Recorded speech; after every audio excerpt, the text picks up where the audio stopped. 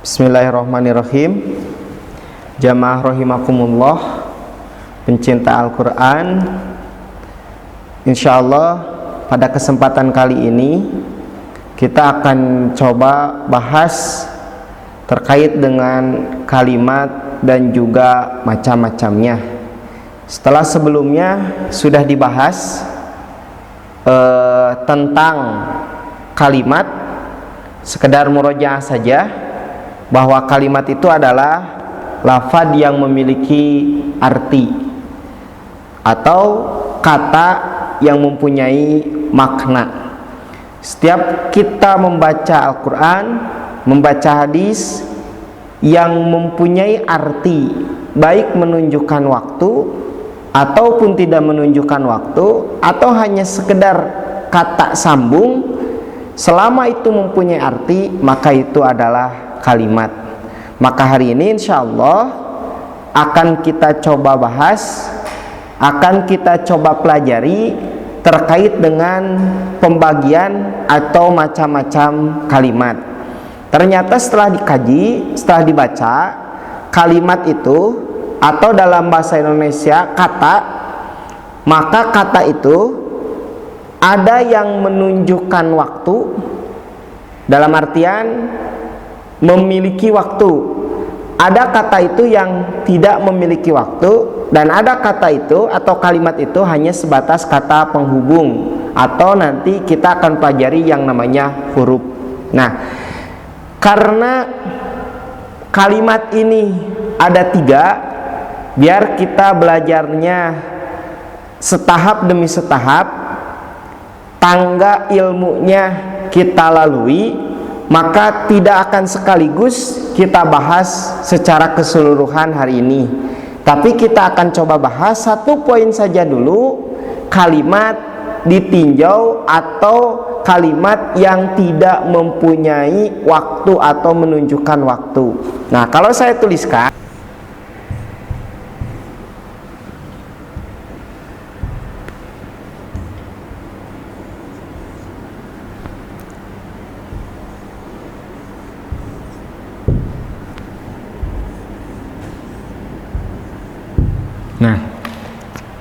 di sini kita tidak akan belajar lagi definisi kalimat, akan tetapi kita akan mempelajari macam-macam dari kalimatnya.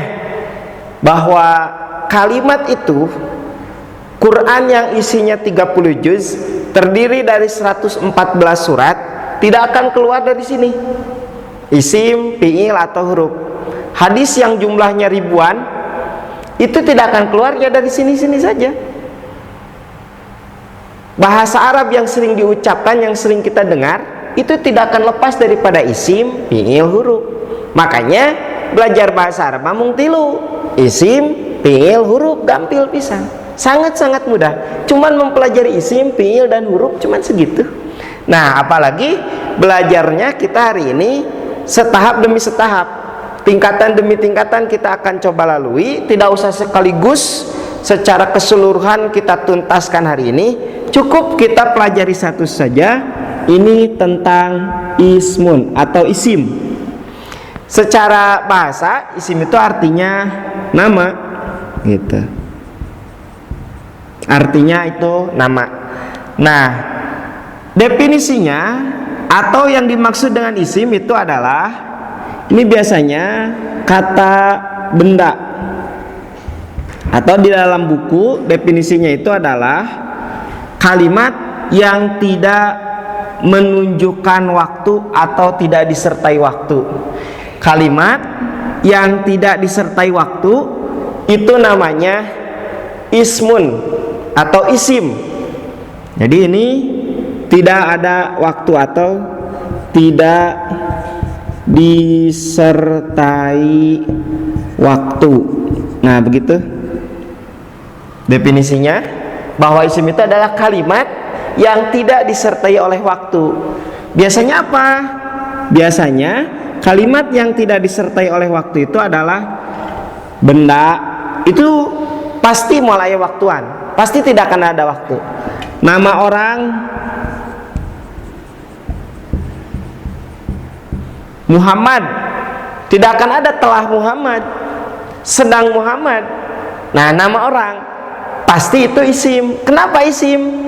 Karena tidak disertai dengan waktu. Kemudian apalagi? Benda, nama orang, binatang. Binatang, sifat, nama tempat. Ya, ini biasanya itu tidak, ini semua tidak menunjukkan waktu, makanya akan disebut isim. Benda, kursi, meja, papan tulis, rumah, masjid, dan lain sebagainya, itu semua bisa kita katakan, bisa kita pastikan itu adalah isim. Kenapa? Pasti yang namanya benda tidak akan disertai oleh waktu.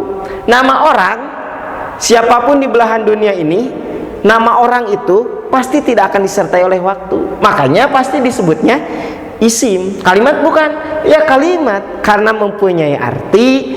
Arti ini tidak menunjukkan kepada waktu. Seperti tadi Muhammad, ini kan tidak disertai oleh waktu, maka pasti dia adalah isim. Binatang, sapi, kuda, dan lain sebagainya, ini tidak ada telah sapi, sedang sapi, tidak ada. Nah, ini tidak disertai oleh waktu. Nah, makanya dikategorikannya adalah isim. Oke, sangat jelas ya bahwa isim itu adalah definisinya kalimat yang tidak disertai waktu. Biasanya menunjukkan benda, nama orang, binatang, sifat, nama tempat, Madinah, Makkah, Mesir, dan lain sebagainya. Itu nama tempat, tidak ada telah Madinah, sedang Madinah, tidak ada waktunya. Maka kalimat yang seperti itu disebutnya adalah ismun, isim. Nah, jamaah rahimakumullah, para ulama sangat berbaik hati bagi kita. Ternyata mungkin ada orang ternyata masih kesulitan juga mengenal isim atau kalimat atau kata yang tidak disertai waktu. Maka ulama sudah berbaik kepada kita. Apa? Untuk memudahkan kita membedakan mana isim dan mana fiil serta mana huruf, maka oleh para ulama diberi tanda supaya kita mudah mengenalnya.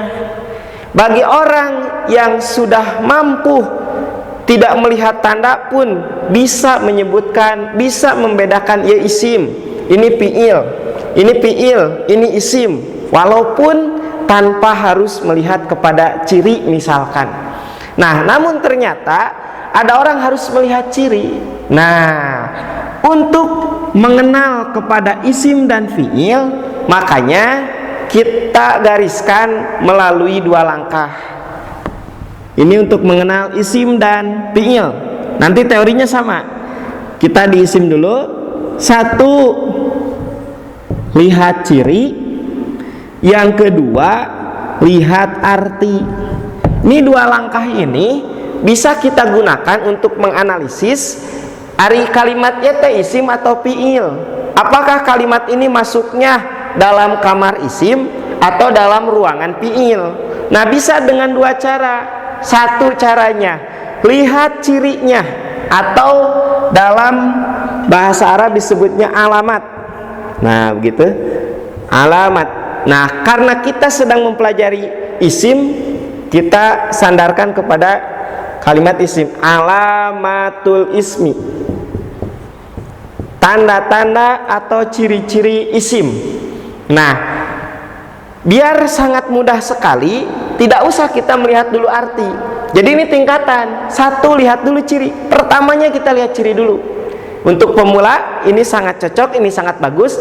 Pertama, jangan dulu lihat arti, tapi lihatlah ciri dulu. Nah, cirinya apa? Nanti ciri daripada isim itu ada 4.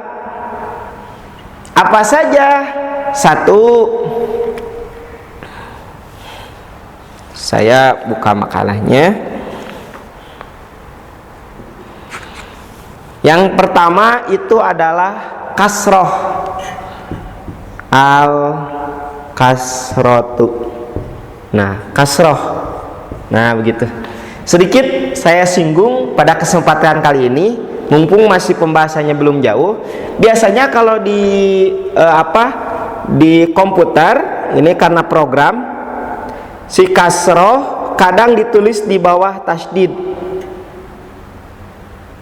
Nah, kalau ada harokat di bawah tasdid itu berarti kasroh. Nah, ini adalah kasroh. Nah, dari sekarang kita mengenal biar nanti tidak usah mengulang lagi. Nah, kalau di atas tasdid itu disebutnya fathah. Kita bedakan, di bawah tasdid walaupun di atas huruf ini namanya kasroh, di atas tasdid walaupun ini di atas tasdid ini namanya fathah, di bawah tasdid namanya kasroh, di atas tasdid namanya fathah, gitu. Nah, ciri yang pertama itu adalah al kasrotu, adanya kasroh. Saya yakin jamaah semua sudah bisa atau sudah tahu, sudah bisa membedakan mana kasroh mana fathah. Misalkan kita ambil contoh surat Al-Fatihah ayat pertama.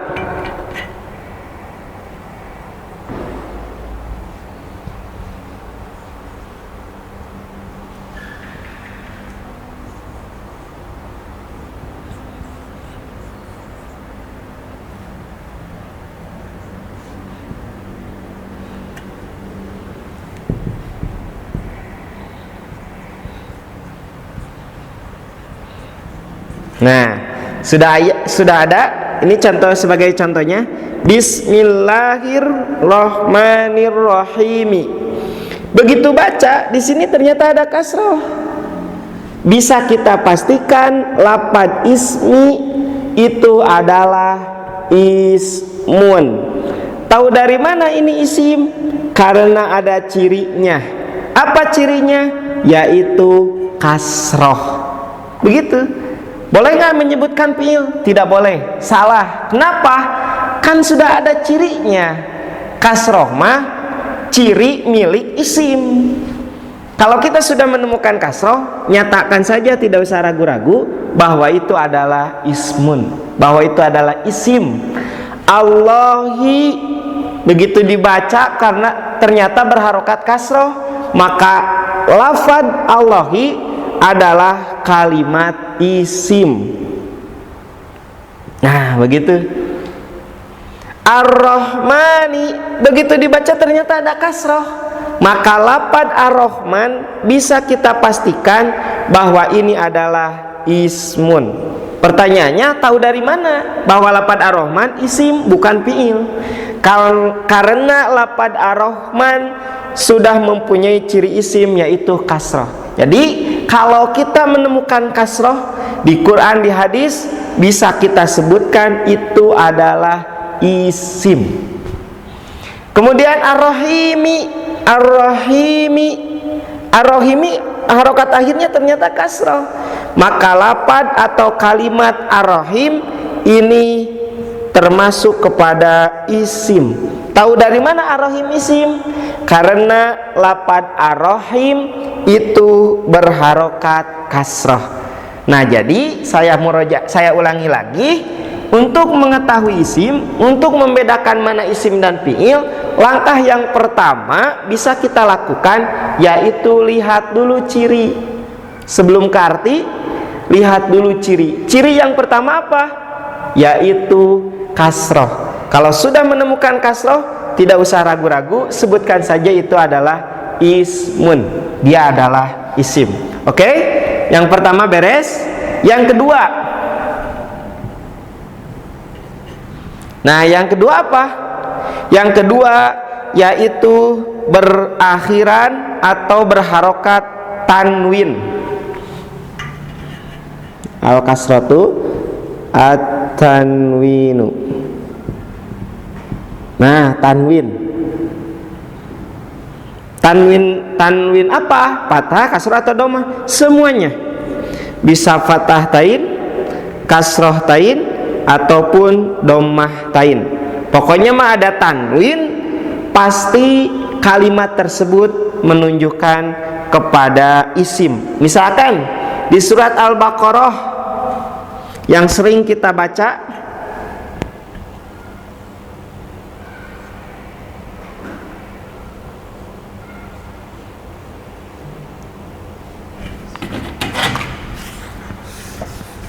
seberapa menit ini? 19. Terakhir ya nya.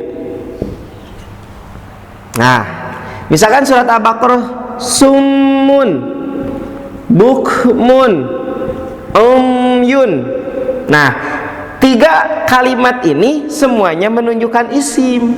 Summun, isim fi'il, bisa kita nyatakan ini adalah ismun. Tahu dari mana ini ismun? Kan ayat tanwinan, karena ada tanwin.